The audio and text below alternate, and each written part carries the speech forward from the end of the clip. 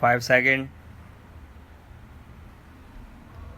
We are trying to give publicity to ministerial activities, and it is inevitable that some such publicity should be given because ministers are in charge of the government, but one abroad does not get a real idea of what is happening in the country.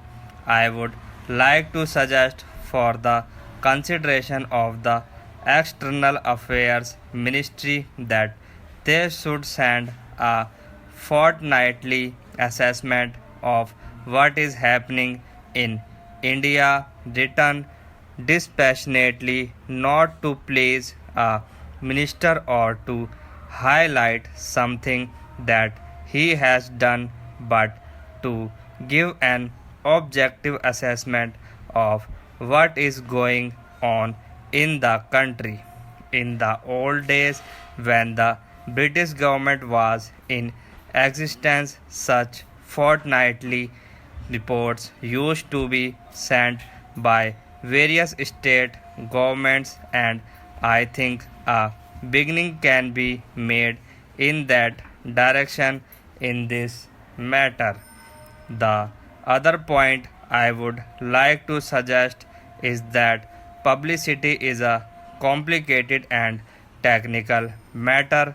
The Foreign Service, as it is constituted today, does not have sufficient training in publicity. The Estimates Committee, which went into the demands of the External Affairs Ministry, mentioned about the methods of training which have been adopted, but since our foreign service men are not trained in publicity work, and one sees, for example, that a lot of confusion has arisen in the United States over Ambassador Nehru's statement, I think the External Affairs Ministry might well set up a committee of members of parliament who are conversant with external publicity, and some newspaperman to advise the External Affairs Ministry from time to time. I do not think that the committee will ask for information which is confidential or secret, but they can assist the newspaper man. There are a handful of competent men who would be willing to serve on the committee in an advisory capacity. They would be able to tell the External Affairs Ministry what should be done in order that our news publicity abroad is better. I might mention all that the Estimates Committee had recommended the creation of a cultural cell.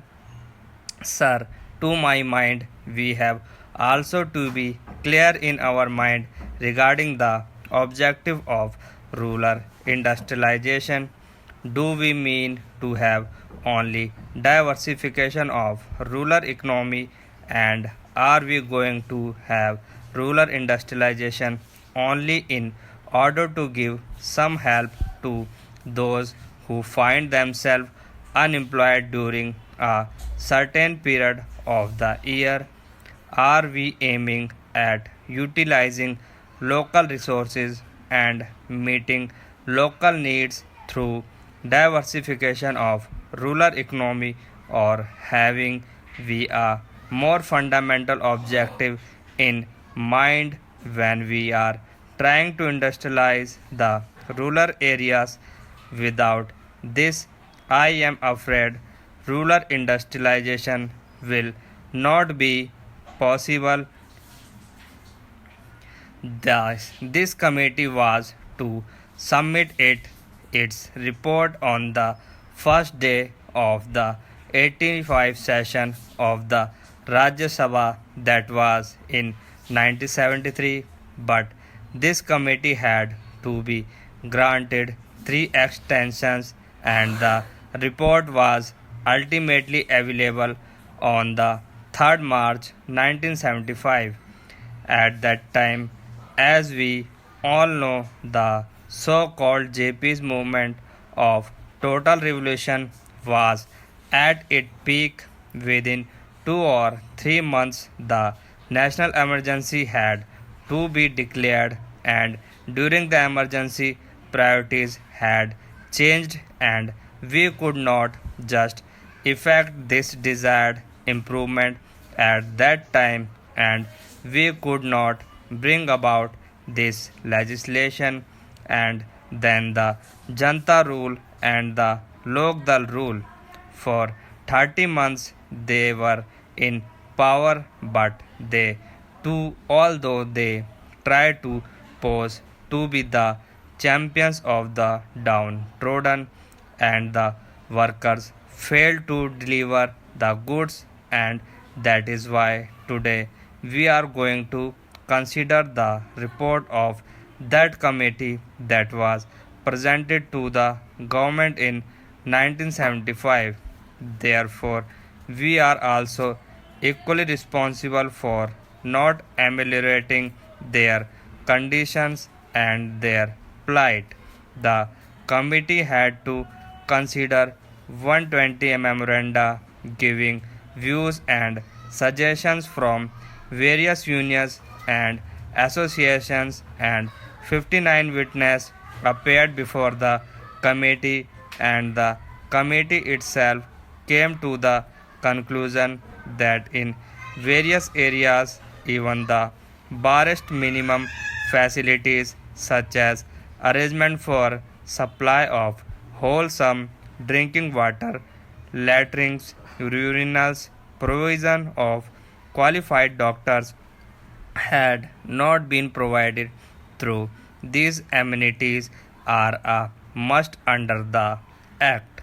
The Act has been there, but we could not enforce it, we could not implement it only because the employees did not want it. They did not want to give to the workers due justice in advocacy of punishments that are awarded under the Act is one of the impediments standing in the way of implementation of various welfare measures.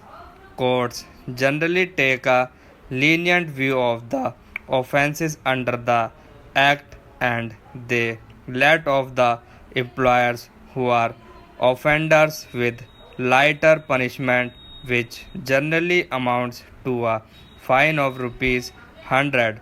So the committee suggested amendment to section 36 of the Act.